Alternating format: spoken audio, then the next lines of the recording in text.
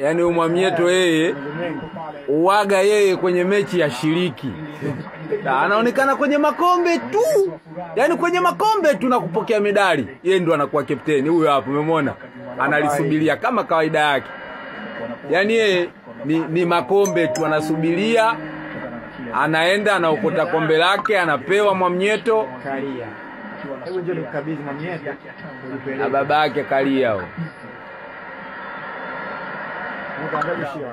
Wanampelekea katikati pale. Nipeni hapo mtoke kwanza.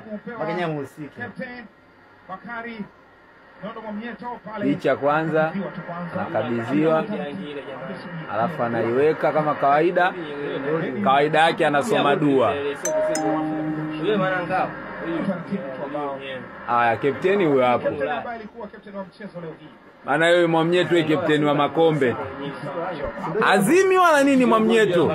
Yeye kwenye makombe ndo anaonekana.